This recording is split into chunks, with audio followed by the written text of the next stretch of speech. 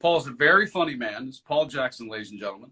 He is our guest today. And Paul, and let's say this ahead of time, Paul. I do not know what you're going to say to me. This is not pre-set up. I have no idea the two scenarios you may throw at my ass. Listen, Kevin, if I can just interrupt you for a moment, for the benefit of your viewership, I was actually stymied in the moments and the days leading up to this right now, because quite frankly, these scenarios you talk about, these difficulties that actors have, I don't have those problems, Kevin, because I've read this book that I found antiquarian bookstore. It's the green variety. Yeah. There's the green and the blue, and they're basically the same with a different cover. The green one has more really cool information in it than the blue one. Oh, it's a good point. On the screen, it solved all of my problems, Kevin. So you're completely fine. We can end the show now. I'm fine. In fact, what we're going to talk about, I have no idea. I'll just present some scenarios that a friend went through. A really close friend, someone I know really, really well, who might have gone through these couple scenarios, maybe. Yeah. Well, the bottom line is it is something that sometimes, no matter how much we know, or no matter how much we think we know about this business, when a scenario gets presented, it gets presented to us in such a way, be it coming through our representative, whether it comes from casting, whether it happens organically as we either walk into an audition, walk out of an audition, go on to a set, leave a job, or my favorite thing, whether you're in, because we both know this happens in Sydney, Melbourne, London, Paris, doesn't matter where you are. One of the things I like that happens to us that is Showbiz scenarios is shit that happens when you encounter somebody you weren't planning on encountering on the other side of the desk from actors, just going throughout your day. And we are so thrown by that because we're not in an actor environment. So anyway, hey Peg, good to see you. What's up? So we are now going to officially start, and you take your time and you set it up for the people, because of course I'm archiving the video so other people will get to watch this. Sure. So you set me up and fire at me. I am ready. I have pencil in ear. Here it goes. And I am 100% ready for whatever this crazy scenario is going to be. Well, again, for the benefit of those watching, you and I have talked about this numerous times. And Foreigner, which is a band lost on probably a lot of the younger people here, they had a great song in the late 70s. It was Actor Scenario Jukebox Kevin. And it so appropriately defines you, Kevin, where we could come at you like as if you were a jukebox and hit a button and you would come up with an answer. And I think that's the one thing that I just admire about your time in this business and really what you want to do for people, whether they're right here in Los Angeles, Hollywood area, or all over the world. So it's great. So I will take a phrase that you use often, which is communication protocol, and I absolutely love it. I'm going to drop communication and I'm going to put on set in front of protocol. On set protocol. Uh-oh. Now, again, this never happened to me. I don't have the problems or scenarios that you talk about because I've read this amazing book by somebody I know very well. But hypothetically, I'll present it as if I had this problem. I booked a commercial very early on in my career. So this might appeal hypothetically to a younger performer who is new to the trade. I remember my agent calling me saying, good luck, enjoy yourself, you booked, wonderful. She packed me a little lunch, off to set I went. I remember getting sides faxed to me. I remember getting 2 or 3 phone calls from my agent's office. Did you get the final shooting script? Yes, I have it. I memorized it, off to set I went. I remember distinctly from the callback, there were these 2 prominent figures that were sort of orchestrating the events. There was the director, but there were these 2 voices in the back that were saying, try this, no, try this. I remembered what they looked like. When I got to set, after I met the second assistant director, I met these 2 people again. They introduced themselves. Great. There's wardrobe, there's crafty, off I went. Fast forward, I'm in wardrobe. One of my fellow co-stars who's going to appear in the first commercial we're about to shoot tells me he's from Chicago. We have a few exchanges. Then he says, boy, you got a real mouthful in this first scene. I said, what are you talking about? It's a lot of lines. Come on. It's like 4 or 5 lines. Then he pulls out his script, which is on page 2. He flips it back to page 1, and there appears, with my character's name next to it, something that looks like a Shakespearean monologue. Holy shit. And we are about 30 minutes to camera, and I gulp like I'm gulping right now. One of those 2 prominent figures knocked on the trailer, came in, hey, did you get the updated script? No. Oh, let me get that for you. They quickly get it to me. Boom, I'm fine. Off to camera we go. We shoot it. It's wonderful. So my point to you is it may be less about what you would do in that scenario, but think more about on-set protocol, like one of the very first things you do or have done going on to set for a commercial, TV episodic, feature film, independent film, more specifically back to commercials, like what do I do in that scenario? Like, was there somebody I had to check in with first before we did anything? Because they were the 2 prominent voices, and I didn't understand how the commercial production shooting dynamics worked with a production company over here and client over here and the advertising agency, which today in the 21st century probably melded together with the production company. But I was a young actor and I didn't know what to do. Fortunately, it all got resolved, but I thought of another actor who later told me, oh, it's interesting. Yeah, one time I was on set and somebody cavalierly told me that I wasn't the first choice. So 2 things that can throw you off right before you go to camera. Oh my gosh, Kevin, what could I have done?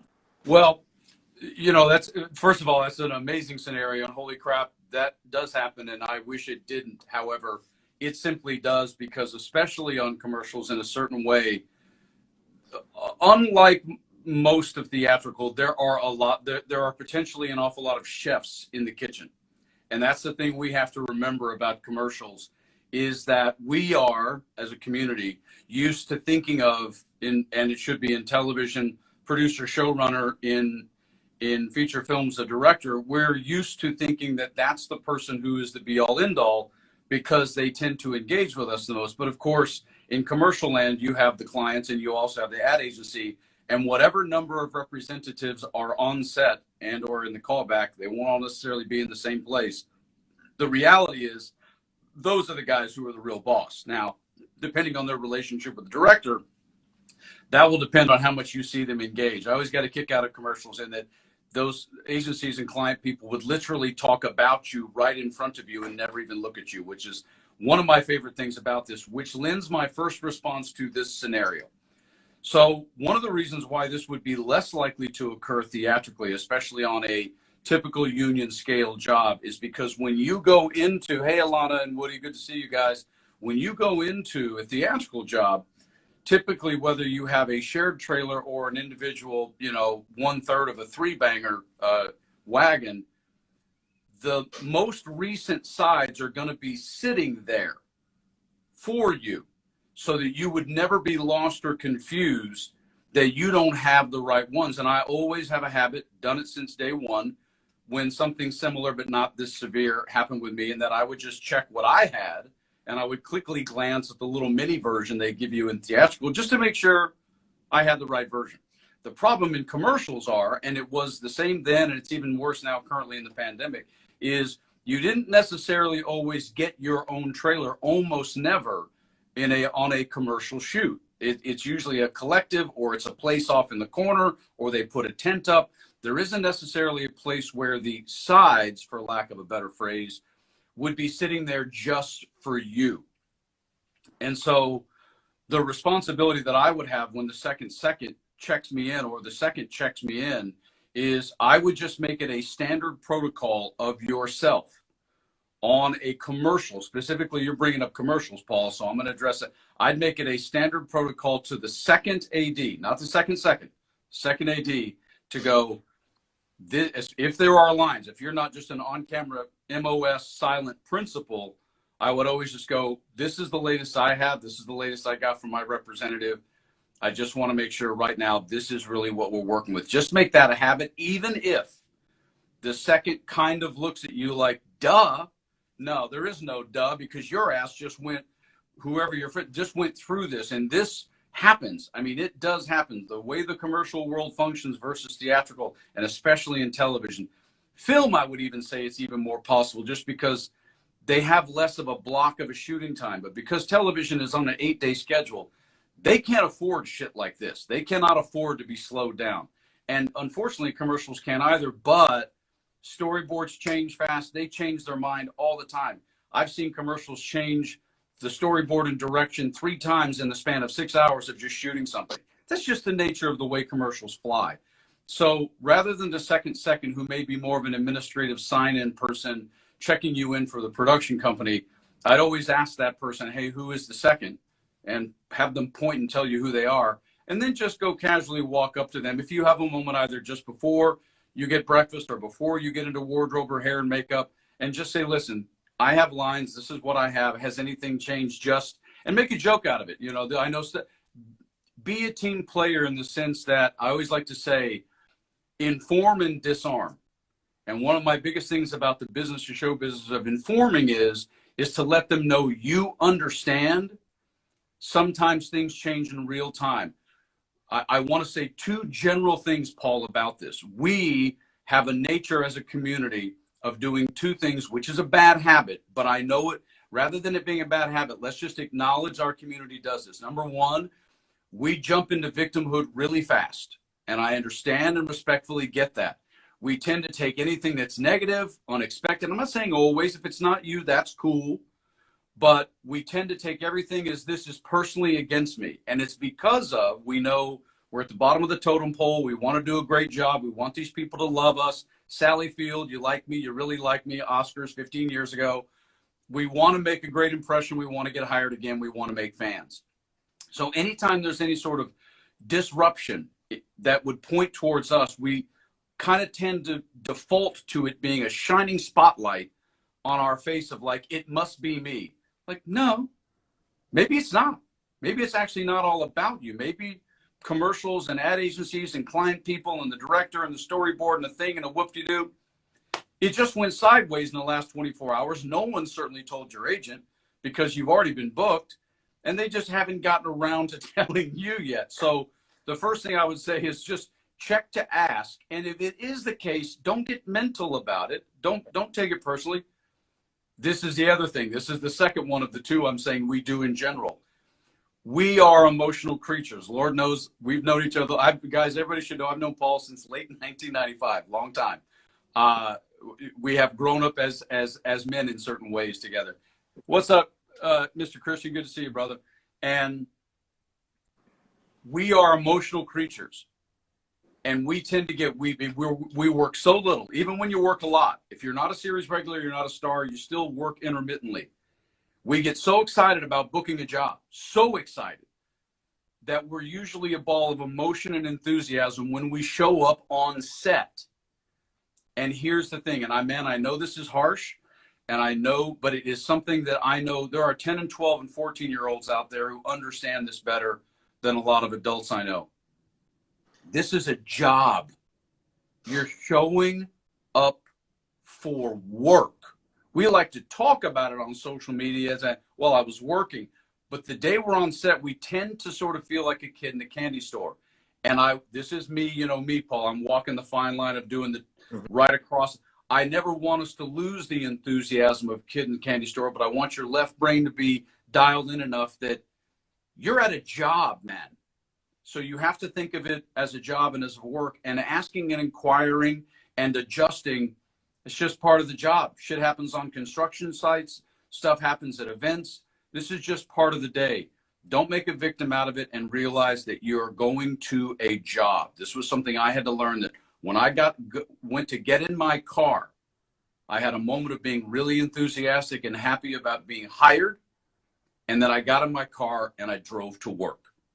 And it's a mantra that I think helps in these scenarios when someone, and you and I say this a lot, throws a curveball at us, because it does happen.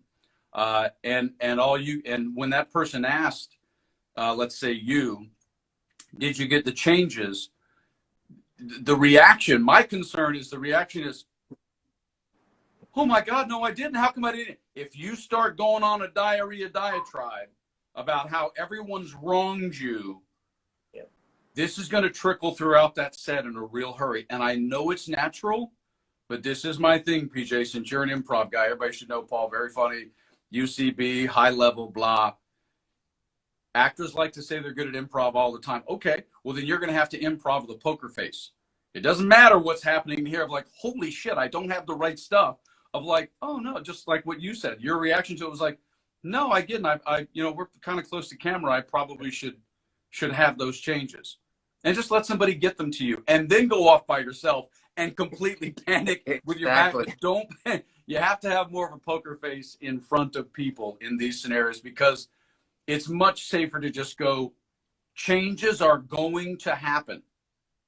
They're going to happen. Theatrically, you look at the call sheet for the day you're working, and you have 3 scenes, and your last scene is the big emotional one that you have, and you have all day long. Your call time was 6 a.m. You went into hair and makeup at 7. There's going to be a lunch break and a thing. You're probably not even going to shoot this until hour 7 or 8 of the day. And then right before lunch, somebody walks up to you and goes, oh, by the way, we had a problem with a location and a thing and a guy and a bus and a whoop-de-doo and a goat. And we're going to have to shoot scene blah in 30 minutes. And that's your big guys, that happens.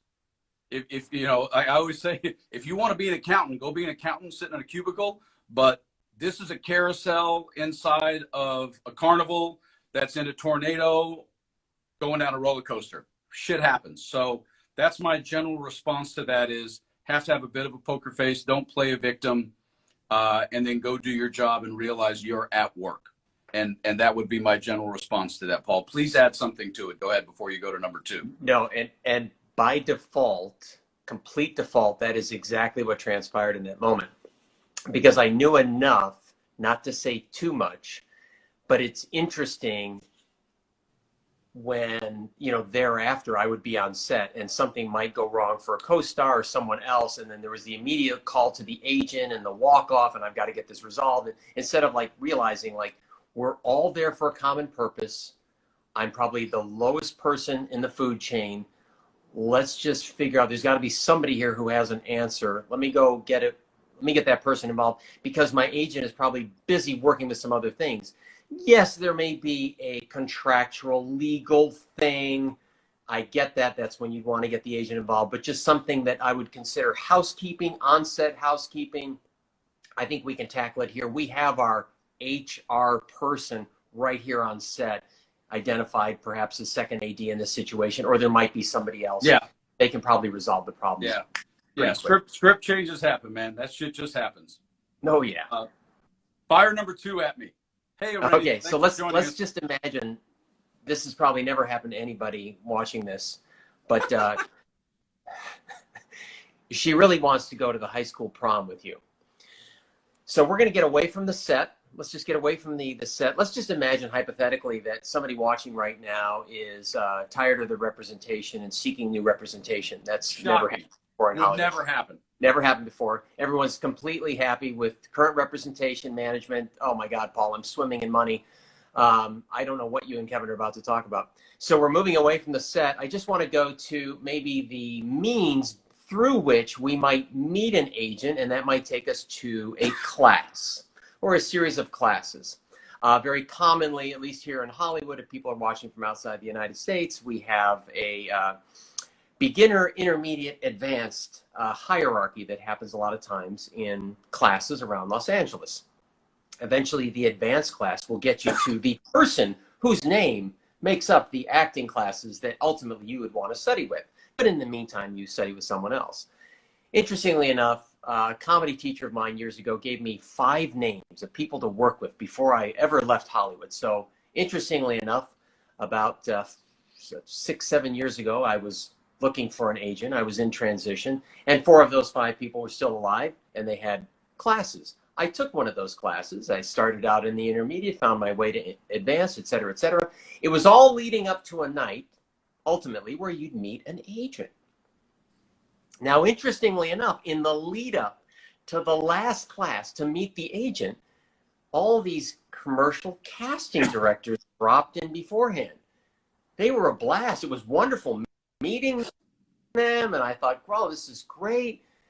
I really should. My gut was screaming, like, you should connect with those people. You could take your entire thumb drive of all these scenes you've been doing in intermediate and advanced and cobble them together and show the casting director, like, you could actually create something, and they might know somebody. But no, the last night I was about to meet my prom date. Now, the lead up for this was everyone in the class and then assistants to the instructor saying, you know, this person would be a really good fit for you, Paul. A really good fit for you. Oh, like, boy. Okay. Oh, boy. Oh, boy. Laying it out. So fast forward, because we can all see this coming down, you know, Madison Street. So we fast forward to the last night. I meet this person, and I'm thinking, this person's not as engaging as the casting directors. They were a blast. But I meet this person. I then have an interview with this person. I sign with this person. And it's kind of really not what I thought it was going to be. Right, right. So I now know what I would have done differently, but in that moment, I was led to believe by, you know, not having had representation. It was probably about 3 years that I had representation. I was doing some other things with my life, so I was sort of getting back in the game. But here it was, like, these people who saw my work on camera thought, wow, Paul would be a great fit with Kevin, the great manager of all these wonderful commercial actors, and it would be a great fit. And I just left out the fact that probably you and I should have an in-depth conversation about how you represent people like me on your roster, what you would do for me, to go through, to borrow the line that I deleted earlier, communication protocol with you. But I was just led to believe that this person was going to be the right fit for me. And I thought, oh boy, and I made a mistake. Which, of course, ultimately, in some consultation with you, you helped me out of it and find a new representation. But these scenarios happen to people, especially if you're a little desperate or excited and you don't trust yourself. And I thought, God, I could have built these relationships with casting directors, but ultimately it was like, oh, I really should focus on getting representation. So my point to you and question is really like, what would you do in this scenario, given that my heart was in one place and it wasn't in another, and I went in the direction that my heart wasn't, and ultimately I changed it. But I was like, oh, I could have built these relationships with casting directors. Well, I mean, first of all, Paul, again, it's a great scenario, and it's extremely common because about 15 years or so ago, in the early 21st century, quote unquote, having an ending showcase night and or having professionals on the other side of the desk, be them representatives or casting, became a large selling point. Alana, his answer to that was he thought, I'm going to get to that, Alana, I promise. Again, you're way too smart today because you know the answer to this. Yeah. But one of the things that we simply don't do is we are the most undereducated profession in the world, bar none. And one of the ways that we become even worse educated is the fact that we're only told you got to go to class and you got to get an agent. Good luck. We know the process and we know that there's casting that's a part of that.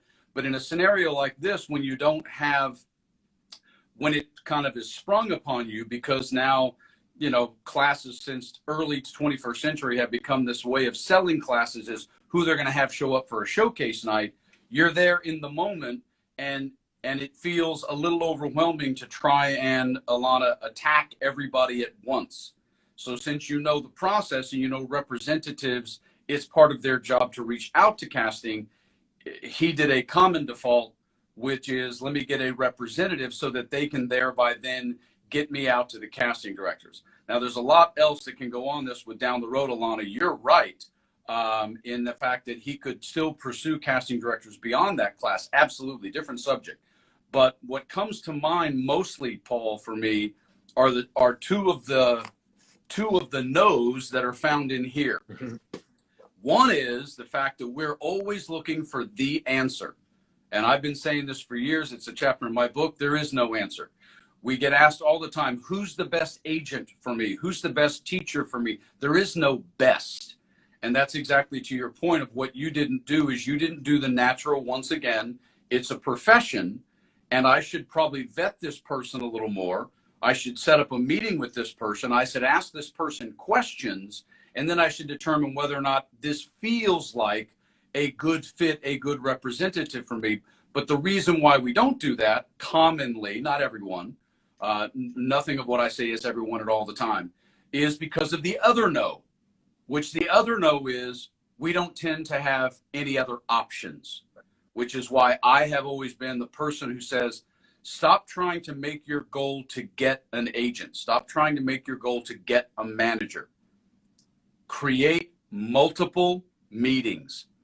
Just like dating, and just like when you go to the store, just like when you buy shoes, there's not just one tennis shoe there, there's like 74. So in this moment, had there been more than one representative, I wonder if it would have struck you differently. They're like, oh, there's 2 or 3 of them. But what happened is somebody gave you a predetermined notion that this person was perfect for that product, that man known as PaulJackson. And because we don't have any options, it's like Eddie Murphy way back in Raw, and he was like, damn, that's a good cracker. You know, like if you're hungry enough, man, anything tastes good. And it's 100% accurate. And sometimes we do not even realize the place that we have reached as actors, in which we are susceptible to just defaulting and grabbing the first thing available without doing a natural form of vetting that we've been doing as human beings. That's why I say all the time, Paul, what? Show business is just like life business. You vet apartments, you vet cars, you vet people you date, you vet all kinds of things long before digital technology. But because there's not a lot of options as an actor sometimes, especially the 95% that are trying to get someplace, we tend to instantly default to the only option we have. And I will share with this group as we come to the, towards the end of this 30 minutes, I'm not against having no options and taking the one that's available to you. That's not my concern. My concern is what Paul brought up, which is the mentality of someone told me this person's good for me. I don't currently have anyone. Put those things together. And what doesn't happen, what we don't teach ourselves going forward is the process I want us to get better at, which is being not reticent, but a little more dubious about how we go about saying yes and committing to this person that we have before us. Again, I think part of my life helped me be better at this, but I can go back to the first couple of representatives I had and go, was that really the only option I had at the time? Then that's the reason why I said yes. And where was my mental, psychological, and emotional disposition about saying that yes? Because if you're all in without really having vetted yourself, then there's a really good chance that you will stay with that representative, even though they do nothing, for about 3 to 5 times too long. And that's, again, we all know it's a Kevin joke. I had 46 representatives. Not all those are because I left. Some of them passed away. Some of them ended their business. But there is a pre-production to everything in life. And there's a pre-vetting process that no matter what someone tells you, no matter who advises you, oh my God, Brett Carducci, holy shit. Brett, we're right on the end of this thing. It ends at 9:30. But man, great to see you here. And please be in as often as you can and tell people about it. But the truth of the matter is, there is no perfect agent. This is like girlfriend, boyfriend stuff, right? There is no perfect this or perfect that. There is the perfect person for you at this time. And it isn't necessarily the only option that you have. So, but if it feels like it is, then at least take the meeting, at least ask the questions, and at least set the premise, Paul, which if you had to do it again and you've done it since then, is that at least you know what you've gotten yourself into, and you're much more cognitive, and you've done it by choice. You understand what you've stepped into, and you realize what you would need to do if it's time to step out at some point. Yes, so Randy, by all means, please tell all your people, because I'm doing this 3 times a week, 9 o'clock. And so what happens, Paul, is obviously when you're done with that scenario, however that association or relationship ends, the next time anything occurs, you wind up going about it differently. And, you know, that's what I'm trying to do, is I'm trying to save people some of the stress and frustration that goes along with that. But it's a great scenario because holy shit, does that happen a lot. No. For sure. Oh. It happens all the time. Oh, yeah. And yeah. I used to have people sit in power group with me with issue time, you know, and ask me what they should have done. And my biggest response, since we have Brett here as a representative, is that this is one of those things that we should have thought about and asked about beforehand. But again, even at Ivy League schools, they don't spend a lot of time. There's a lot of knowledge out there, which I, of course, am also going to extend on the YouTube channel. Go to YouTube, subscribe, follow me here, get your friends, enemies, ends of your enemies, friends of your enemies. But they don't even go into necessarily the real-time activity of what you have to do in the moment. And both of your scenarios today are awesome because they both happen, one on set in the moment, holy shit, and one that happens outside of an environment where you're not in someone's office. You're just at your own acting class and you're feeling safe and comfortable, and someone told you to go with this person. And we constantly, again, we have this feeling of guilty. I have to have everybody like me. I have to say yes to everything. And we don't tend to prepare ourselves psychologically and treat it as a business in those moments, which is just one of the great things we have to do, compartmentalizing our left brain from our right brain, because I'm a goofball. I'm a Pisces. I'm all about the show. But you got to use the cabeza the same way you use it in the rest of your life.